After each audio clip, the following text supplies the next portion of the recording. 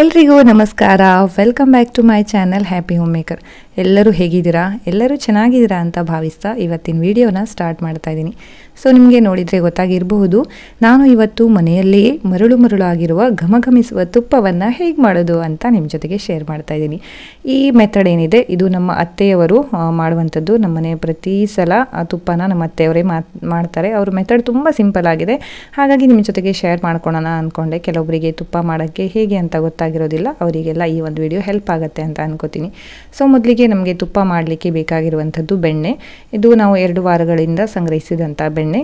ನಾವು ಬೆಣ್ಣೆಯನ್ನು ಫ್ರಿಜ್ಜಲ್ಲಿ ಇಟ್ಟಿರ್ತೀವಿ, ಹಾಗಾಗಿ ಇವತ್ತು ಬೆಳಿಗ್ಗೆ ಅಂದರೆ ತುಪ್ಪ ಮಾಡೋ ದಿನ ಬೆಳಿಗ್ಗೆನೇ ಬೆಣ್ಣೆಯನ್ನು ತೆಗೆದು ಇಟ್ಕೊಂಡಿರ್ತೀವಿ.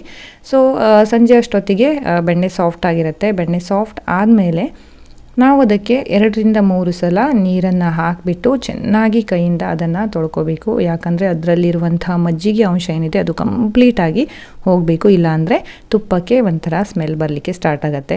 ಹಾಗಾಗಿ ತುಪ್ಪಕ್ಕೆ ಸ್ಮೆಲ್ ಬರಬಾರ್ದು ಅಂದರೆ ಅದರಲ್ಲಿ ಮಜ್ಜಿಗೆ ಅಂಶ ಇರಬಾರ್ದು, ಸರಿನಾ? ಇದಾದಮೇಲೆ ನಾವು ಬೆಣ್ಣೆ ಏನಿದೆ ಅದನ್ನು ಒಂದು ದೊಡ್ಡ ಪಾತ್ರೆ, ಕಾಲಷ್ಟು ಬೆಣ್ಣೆ ಇದೆ ಅಂದರೆ ಅದರ ಒಂದು 3 ಪಟ್ಟು ದೊಡ್ಡದಾಗಿರುವಂಥ ಪಾತ್ರೆಯಲ್ಲಿ ನಾವು ಇಟ್ಕೋಬೇಕಾಗತ್ತೆ. ಯಾಕಂದರೆ ಅದು ಉಕ್ಕಿ ಬರುವ ಚಾನ್ಸ್ ಇರುತ್ತೆ.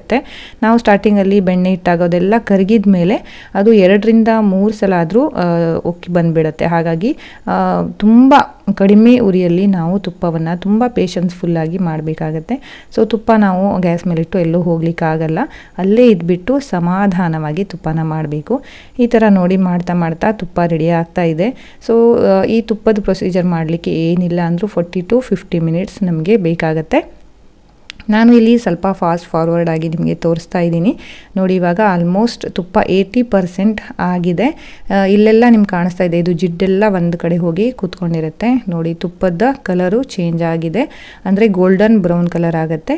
ಸೊ ಇಲ್ಲಿ ನಾನು ವೀಳ್ಯದೆಲೆ ಇತ್ತು, ವೀಳ್ಯದೆಲೆನ ಹಾಕ್ಕೋತಾ ಇದ್ದೀನಿ. ಗ್ಯಾಸನ್ನು ಆಫ್ ಮಾಡಿ ಆದಮೇಲೆ ನಾನು ವೀಳ್ಯದೆಲೆನ ಹಾಕ್ಕೋತಾ ಇದ್ದೀನಿ, ಒಂದು ತುಂಬ ಚೆನ್ನಾಗಿರೋ ಸ್ಮೆಲ್ ಬರುತ್ತೆ ಅನ್ನೋಕ್ಕೋಸ್ಕರ. ಸೊ ನಮ್ಮ ತುಪ್ಪ ಇವಾಗ ರೆಡಿ ಆಗಿದೆ. ತುಂಬ ಸಿಂಪಲ್ಲಾಗಿ ಮಾಡಬಹುದು, ಆದರೆ ಅಲ್ಲೇ ಇರಬೇಕು. ಉರಿ ಏನಾದರೂ ದೊಡ್ಡದಾಗಿತ್ತು ಅಂದರೆ ತುಪ್ಪ ಸೀದೋಗೋ ಚಾನ್ಸ್ ಇರುತ್ತೆ. ಇವಾಗ ಇದನ್ನು ಮತ್ತೊಂದು ಪಾತ್ರೆಯಲ್ಲಿ ನಾನು ಶೇಖರಿಸ್ತಾ ಇದ್ದೀನಿ.